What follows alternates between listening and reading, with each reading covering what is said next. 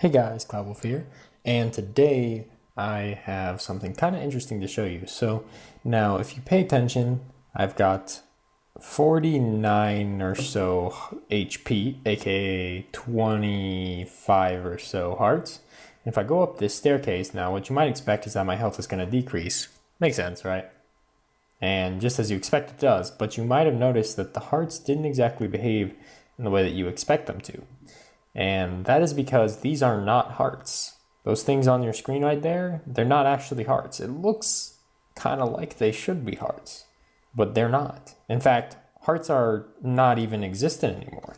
These are clearly not hearts when I pop into creative mode and they're still there. So what the hell are these? Well, this is a action bar. So if I do title at S action bar. So this is an action bar. It's another way to display data, and it goes right above the player's chat. So I can actually make these things disappear by playing an action bar. You can see them disappear for a quick second. And if I'm in survival, you can see that I have no hearts if the action bar is being used. So these are action bar hearts. And what it allows me to do is some interesting things. So one of the things it allows me to do is scoreboard player set at P, HP. Now I can make my HP any number I want, which you can't normally do in the game. So I can make my HP 27. And you may be 27. Okay, so now you can see that the hearts are less. I can make my HP 12, and now that the hearts are less. And I can make my HP 0, or I can make my HP 56. But if I make it 56, it just puts it to the max. So if I do remove at HP 1, it will remove 1 HP, even though I put a number bigger than the max. Now this only works for 3 stacks of hearts, so I can go as high as, I can change my maximum HP to as high as 60. So now I have 60 HP, which is 30 total hearts. I can add more easily, but I'm not doing it at the moment because they start to become big and messy, and the actual game, when you get above, I think 5 stacks, it actually sticks the hearts behind each other, which now that is breaking into some next level complexity. So I'm not even gonna try that at the moment, but it's pretty interesting, and it took me a lot of time. I want to give a special shout out to the boy Dragon Master for helping me kind of sort through how to use this stuff and some ideas. And also Amber, because they created their negative spaces resource pack. And you can go onto the Minecraft Commands Discord, and you can search under resources, you can search negative space. And this thing is actually going to come in handy soon as I show you exactly what it does. I guess it's not searching for this specific channel. But anyways, so let's get into exactly how this is accomplished, because it's made using 0 entities other than myself. It's using a set block and a couple scoreboards.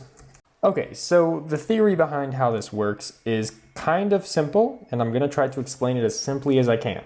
So we start by, so this blue represents your maximum HP. This is the total health that you could have.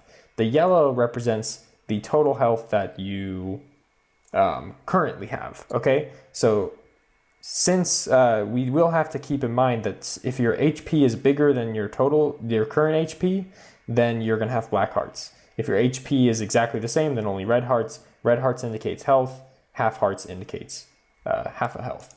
So now what we're gonna do is, so the way that it works, and this is the kind of algorithm behind how it works, is, so we start here. We see, is there anything here? Is there anything here? Oh, there's stuff here. There's stuff in this yellow bar. So first we check the yellow bar. Is there stuff in the yellow bar? Okay, so we're gonna draw a heart. Okay, so it draws a heart. Then it goes doot, doot, doot, doot, and it breaks 2 off from each stack. It removes 2 from each of the scoreboards. Then it checks it again. Oh, there's still stuff. Okay, we're gonna draw another heart. Then it's gonna remove 2 and remove 2. Break another, remove 2, remove 2. Let's pretend that there's 1 there. I want to give the example. So now there's only 1 left on this, and there's still more on this. There's only 1 left on this, so if there's only exactly 1 left, then we need to draw a half heart. If there is 0 here, then we wouldn't draw any half hearts, but if there's 1, then we draw a half heart. So then we break 2 off, and now we're into the negative. Negative we don't care about. So now that there's nothing here, it's less than 0 here, doesn't meet any of our criteria. Now we start looking at the blue stack. So the blue stack still has stuff left. We have 2 left on the blue stack, so that means we can draw a black heart.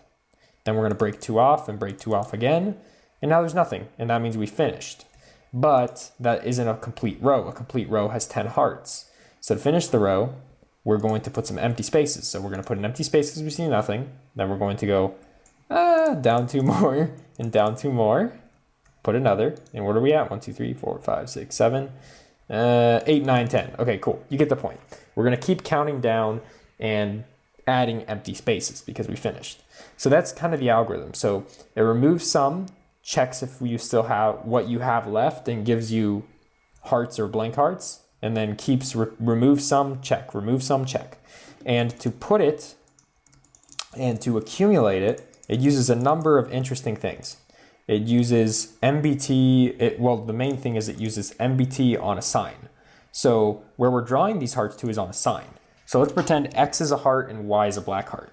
So it draws an X right here onto this sign. Then it copies that line and puts it down below.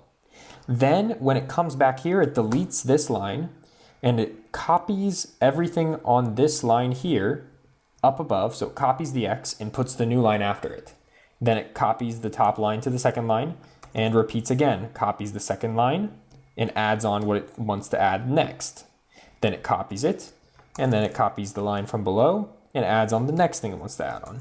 And you have to do this for a number of reasons, going back and forth and copying different lines. But if you mess around with any of this, you would know why this is a thing that you have to do. It's kind of difficult to add things to the end of text because text is something like this. And the trick is, how do I make the text longer? And there's a couple tricks that you can use that I will probably save for a tutorial video later. This is more of just a quick little showcase. Now, the second thing that I use to get this to work is, well, obviously there's no such thing as a heart icon, but if I do this, it will reveal that there is a heart icon that I put in the game using a resource pack. So in a resource pack, you can add your own custom whatever you want to call them, Unicode symbols or emoticons or whatever the hell you want to call them. It lets you add your own, and it lets you control a few things. So you can make them pictures of different sizes, and you can make them offset. So this is where the text should be displaying, but I make it display below.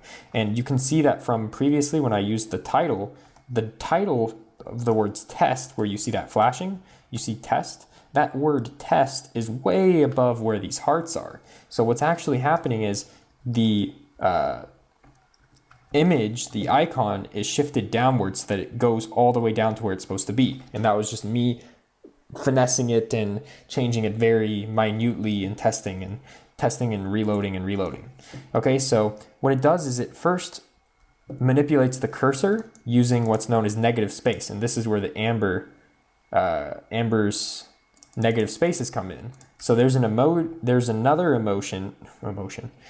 Unicode that they added that lets you move the cursor backwards. Or forwards. So if I do this, you will see that. You see that? This moved it forward. So you can see there's empty space here and it says hi. But then I can also go backwards and you can see that the hi is back into my screen. So you can actually move where your cursor is drawing the text forward and backwards. So it moves the cursor backwards to a line right here, and then it copies everything from the sign onto this row, okay? Then that's it, and then it copies everything from the sign onto this row.